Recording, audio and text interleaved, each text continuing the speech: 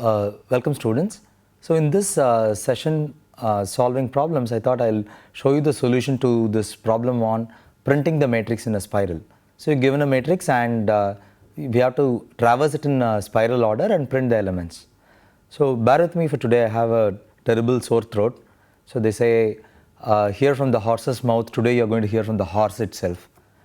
So let's look at this matrix here. It's a 4x4 matrix which is given as a public test case for you. And when we say traverse this in spiral manner, what we're going to do is we want to go in this order. So we want to traverse the top row first, and after the top row we traverse the rightmost column, we traverse the bottommost row and traverse the leftmost column. At this point we have reached the we are done with all the outer layer, and now we are supposed to go to the inner layer and do things inside and so on. So I'm going to define something called peeling. So think of it as what you do with an onion, right? So you take an onion and you remove one layer completely. What you are done with is you have removed one layer and you are still left with an onion which is similar to what you had earlier. Just like that, if you take the elements from the top row, then strip off elements in the right, strip off elements in the bottom and strip off elements on the left, you would be, if you start with a rectangle, you would be left with another rectangle. In this case, you would be left with the rectangle 4, 3, 2 and 8 if you remove the outer ones. So you peeled one layer and you are left with another rectangle, and on this rectangle again I can start at the left top and move one step at a time and print all these elements. So now I am done with one layer. So of course this arrow must not be there. I am done with another layer inside and so on. So if I keep peeling one layer after another, I will be left with a subproblem which is similar to the original problem itself. So this is a nice structure to this whole setup. So now the question is, how long do I keep peeling and what are the corner cases? So to show that, I have a small grid which is 10 rows cross 7 columns here. I want to see how many times we can actually do this operation of going on the top, traversing on the right, being in the bottom and then again traversing on the left. How many times we can do that? So just follow my marker carefully. So I start with the leftmost cell on the top. I do one traversal, then in some sense I turn right, then turn right and then go all the way here. So that takes care of one layer of peel. So that's my green line here is the first peel. Once I am done with that, I am left with a subproblem which is not a 10 cross 7 anymore. So let's go and count what we have. So we have 1, 2, 3, 4, 5, 6, 7, 8 rows and 1, 2, 3, 4, 5 columns. So this is not a surprise because we started with some m cross n which is 10 cross 7, and from there we remove 2 rows and 2 columns. So now we start with a 8 cross 5. So now let's peel the outermost layer of the 8 cross 5, right. So that's the second peel. Once we remove it, as you can expect, we will have 6 rows and 3 columns. So that will be the third layer, right. So let's look at the third layer. We'll have 6 rows and 3 columns. So on that again I can peel once more. So that's the third peel. And once the third peel is over, now it looks like I have a corner case. So I don't have a proper rectangle anymore. It's not 2 rows or 2 columns anymore. In fact, I have just one row here. So I will mark that with this color. So I have just one column here that I need to traverse. So in all the other ones, I can start at the left top of the rectangle and move right towards the right here, and then move bottom, move left and move up. So essentially what we are doing is, on the topmost row we traverse from left to right, then on the rightmost column we traverse from top to bottom, on the bottommost column you traverse from right to left, and in the leftmost column you traverse from bottom to top. So, and this is a process that you keep repeating, only that what is your top, right, bottom and left keeps changing as you go along. So, initially your top is row number 0 and the bottom is row number 9 initially, but as we go along, so and in that case the left would be 0 and the right would be 6 because we have a 10 cross 7 system. That will be your first layer. Once you have that, your top will become, so this is the left after one round of peeling, this is the right after one round of peeling, this line will be the top after one round of peeling, and this will be the bottom of after one round of peeling. So, and we are going to do this repeatedly. So, I am going to take this and see how to how to translate that into a program. So, to do that I am opening up my local editor. So, what I am going to do is, as before, I will go and scan the matrix first.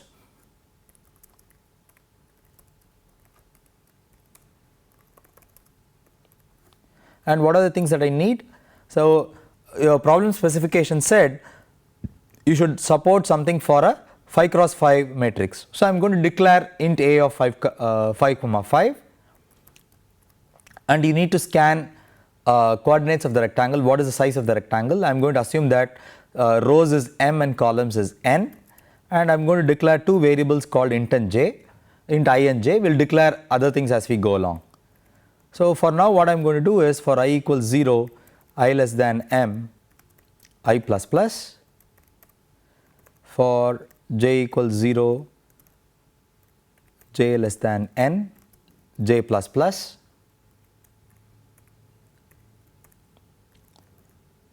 scanf two integers, sorry, scanf one integer which is a of I comma j, right. So, before doing that I need m and n itself. So, I will do that outside, scanf ampersand m and ampersand n. So, assuming that I have read the rows of number of rows and columns and both of them being less than or equal to 5, right. So, then I am going to read a m cross n matrix inside the system. So, I want to imitate what I did earlier in the graphics. So, I know that the topmost row is actually row number 0 and bottommost row is row m minus 1, right. So, I have the top and bottom and I need the left and right. I will start with leftmost being the 0th column and rightmost being the n minus 1th column. So, this takes care of C style of indexing. So, only that I have not declared top, bottom and so on. I will declare that now in top, bottom, right and left. Now, what am I going to do? So, let's write code for one layer, peeling one layer. Let's write code for that. So, what I am going to do is I am going to start at the top and I am going to traverse from left to right. So, from left to right, one element at a time. Let us say if I access a of top comma I, right. I am going to do something to a of top comma I, but that will take care of doing everything on the topmost row, because my row index is top, I keeps changing, it goes from top comma left in one step to top comma right. So, it goes one step after the other, and what work I am going to do I am going to show later, right. Then I need to start at one row below the topmost row. So, I will start with that row below the topmost row, then I will go up to the bottommost row, again I am increasing I. Here what I am going to do is I am going to access a of I, which is the row number and rightmost column. I am going to do something on that later. So, now I have taken care of traversing on the top and traversing on the right. Then what I am going to do is I am going to start from right minus 1 and go up to left, but I am going in the reverse direction, so I am going to do I minus minus, and in this case we are accessing A of bottom comma I, and finally I can go from the bottommost, so I will go from bottom minus 1, then I want to go up to top plus 1, I minus minus, again I am going to access A of I comma left, right. So you can see what is happening here. So this part, right, this part, line numbers 19, 20 and 21, you are accessing A of top comma I, where I goes from left to right. Then line numbers 22, 23 and 24 is accessing A of I comma right. So since right is fixed, you are accessing a column, and which rows are you accessing? You are accessing from the top plus 1th row to the bottommost row. And line numbers 25, 26 and 27, you are accessing the bottommost row, but you are going from right side to left side. You are starting with right minus 1 because you have already touched the right bottom cell, and you go greater than or equal to left, and finally go from bottom minus 1 greater than or equal to top plus 1 and I minus minus. So the first two loops move in the left and bottom direction, and the second the bottom two loops move in the left and above direction. So this is what we have. Now we have to do a few things. So one thing I am going to do first is I am not going to assume that this is printed directly, because so many of you run into problems with presentation errors. I am going to show a technique of how to avoid presentation errors. So instead of actually printing right here, what I am going to do is I am going to store in a matrix called B that I accessed A, right. So I am going to declare B and other things appropriately.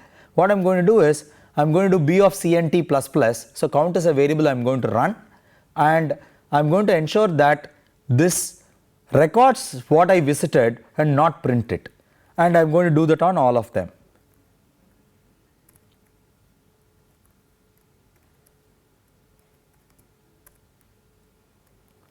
Right. So I do it on all of them.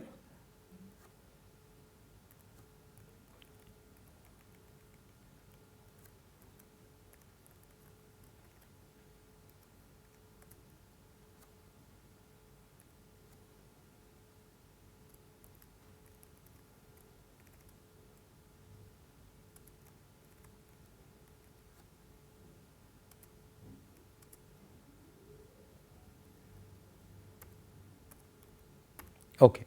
So now all I need is I should ensure that B is also declared properly. So A is of size 25, I could not visit more than 25 elements, so I am going to keep B of 25, and since count is a variable that is counting the elements, I am going to put in count equals 0. So now what I have is I have peeled exactly one layer, right. So I have moved from left to right, top plus 1 to bottom, right minus 1 to left, and bottom minus 1 to top plus 1, and at the end of this I would have peeled exactly one layer. So let us go back to this picture. Let us see what we would do after peeling one layer.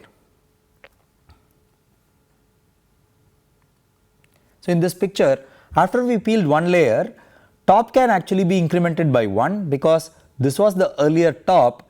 Now the topmost row is this row, and bottom can be reduced by one layer. So this was earlier bottom, and now it is going up. This will be the row which is bottom. Similarly, left moves to the right side by one column, and the right can move to the left by one column, right. So I will put that in.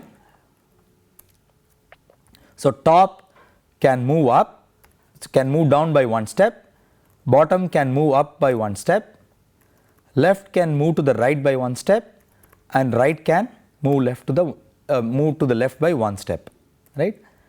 Okay. Now the second question arises. This takes care of one peeling, but we need to see how many times we can peel, right? So let's go back to the picture, and if I give you m cross n, right, if I give you a general m cross n, right, how many times can you really peel? So let's see, after the first peel, so before the first peel you have m cross n. After the first peel, what do you get? You will have a m minus 2 cross n minus 2 rectangle system. After the second peel, you will have m minus 4 cross n minus 4, because you remove 2 columns, 2 rows from here and you remove 2 columns from there. And you can keep doing this, but how many times can you keep doing this? You cannot do it forever, right? You can do it at most m by 2 times or n by 2 times, whichever is smaller, right? So let me repeat this. You are removing 2 columns at a time and simultaneously you are removing 2 rows, right? So which will peel the outer layer of the rectangle. And how many times can you do this? You cannot do it more than m by 2 times or n by 2 times. So that's the first thing I am going to do. So I am going to ensure that this process of peeling, so the code that you are seeing is for peeling, right, from line number 22 to line number 35 is what you are seeing for peeling, except that I haven't said how many times you can peel. So I am going to declare another variable called count1, and I am going to say count1 must be less than or equal to both m by 2 and n by 2, right. What this takes care of is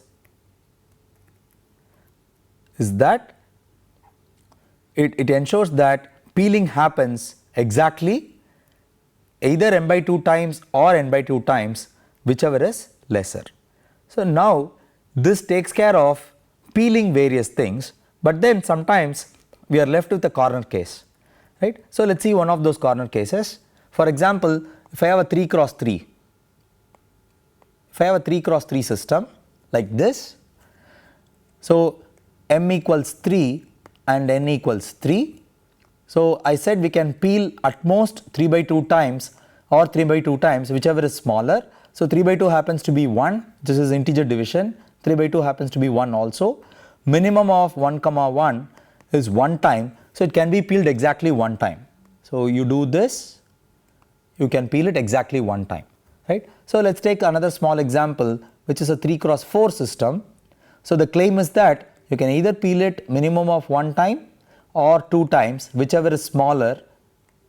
So minimum of 1 comma 2 is 1 itself, so I can peel it exactly once. Let us verify that claim. So I have 3 rows and 4 columns. How many times can I peel it completely? I will start from here, go up here and so on. These 2 cells are part of inner one which I cannot peel. So I have peeled it once, right. So in general I said we can peel it a minimum of m by 2 times or n by 2 times, and that is exactly what this check does, right. So CNT1 is less than or equal to m by 2 and CNT1 is less than or equal to n by 2. So of course I need to declare CNT1 itself, so I am going to declare it here. CNT1 is also equal to 0. So now I have the various things, except for the fact I haven't taken care of what the corner case is, the final case, right. So before I do that, let me take one more example. Let me take a 4 cross 4 system. So this is a 4 cross 4 system. If I start peeling, I will start from here and end up here with 1 peel, and the second peel would start from here and end up here. In this case, it does not leave anything to be traversed at all, actually it traverses everything. So in general, if you have a m cross n which are both even, what would happen is you can actually do peels which is minimum of m by 2 times or n by 2 times, you will actually touch all the elements. But if one of them is odd, let us say m is odd and n is even, for example 4 cross 3, then you would peel, but you would be left with either 1 row or 1 column. So we saw that example here, right. In a 3 cross 4 system, it's 3 rows and 4 columns, 3 is odd, we can do 1 peeling, but then we will be left with 1 row. But if you do a 4 cross 3 system, you will be left with 1 column. And if you start with something like a 3 cross 3 system, where both are odd, both m and n are odd, you will traverse this exactly once and then you will be left with one element in between. So I am going to use this idea and write the rest of the program. So at the end of it, if you are done with everything and let us say both your top and bottom coincide and left and right coincide, it means that you are left with exactly one element. So I am going to traverse that. So A of left. So what this does is it takes care of touching that exactly one element that you left out. Else, let us say top is still less than bottom, it means you have a column that you have to traverse from top to bottom, but it is just one single column. And which is that column? It is either left or right. In fact, left and right should both be same at this point of time. So what I am going to do is I am going to traverse from the top up to the bottom, and what is the element that I am going to access? I am going to access A of row, which is I, and column, which is either left or right, it does not matter. At this point actually left should be equal to right. Else if you get this condition that left is actually less than right, which means they have not coincided yet, now you are actually ready to go from leftmost column to the rightmost column, but it is just one single row, and which row is that? It is either the bottom or the top row. In fact, both should be the same at this point of time. So I am going to traverse that A of, I am going to take top, but even if you put bottom here it's not wrong. I do that, and at this point at the end of line 51 now the whole traversal is over.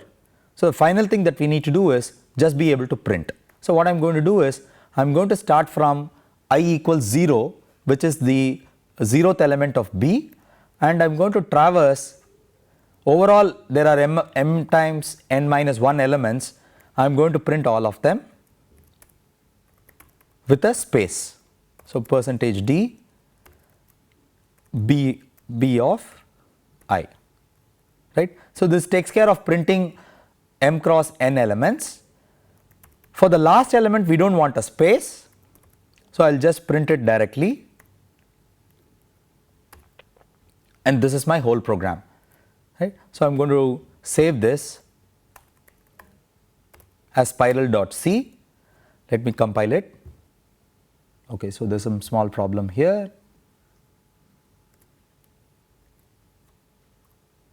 So this time there is no compilation error. Let me run it. I am going to test it on some of the public test cases. The first public test case is this 3,3 system, and it has 0, 1, 2 and so on. Oh, there is a small problem. I think I forgot to put a scanf with the ampersand. Let me go and check. Yeah, okay. So this problem, the scanf was without the ampersand, it was a mistake. So let me save it and compile it once more. I am running it now. So 0, 1, 2 and 7, 8, 3 and finally 6, 5, 4, and this seems to give the output 0, 1, 2, 3, 4, 5, 6, 7, 8, which is what is expected.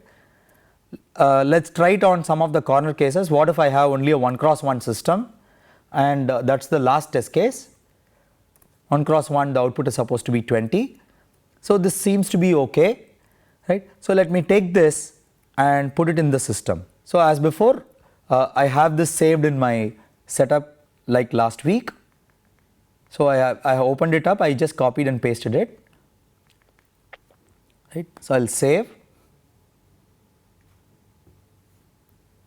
and compile and run. So let me see, hopefully this is okay.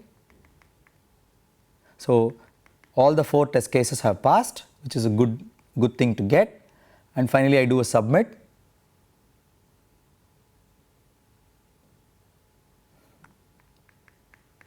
So and I got 100 on 100. So the program seems to be correct. right? So the key thing that I did was not just traversal. I want you to look at what I did with B. So instead of printing A as and when I saw the elements, I started collecting them in B. Right? If you notice, I started collecting them in B right from line 24 onwards. I started collecting them in B. So at the end of all the traversal, my B, the array B, would have m times n elements, indexed from 0 to m into n minus 1. Right? What I did here is I printed elements from 0 to m into n minus 2 with a space, and printed the m into n minus 1th element without the space, because that is the last one. So I didn't do any printing before this. So this is a nice way to do things, because you are done with all your work. You just have to concentrate on printing now. You just have to do this one step, right? So this is a common way in which you can solve several presentation problems that you have been seeing so far. Always go and record what your output must be, and take care of the printing as the last thing in the program. So this is something that did not touch the logic of the program ever. So I believe that many of you had trouble in putting the logic for printing appropriately inside the loop itself. But I wanted to show that you can do all of this without worrying about the logic. All I did was I saved all of them in an array called B, and finally I printed them outside. Right? So this is a technique that you can use for many problems in week 3 onwards. Right? I hope you actually adopt this technique from now on. So thank you very much, and I hope that you enjoyed this session as much as I did. So there are lots of interesting things that happened here. I did some mathematical derivations to show that you can only run m by 2 times or n by 2 times, whichever is smaller. And I will leave it to you to think how do I know for sure that either I have only one row left or one column left or exactly one element left. So go and think about that. It's a very interesting and challenging problem to think about. So I knew that ahead of time because of the way I was doing things. So maybe you should go and practice yourself on how to prove something like that and proceed with it. So thank you very much, and see you next week. Bye bye.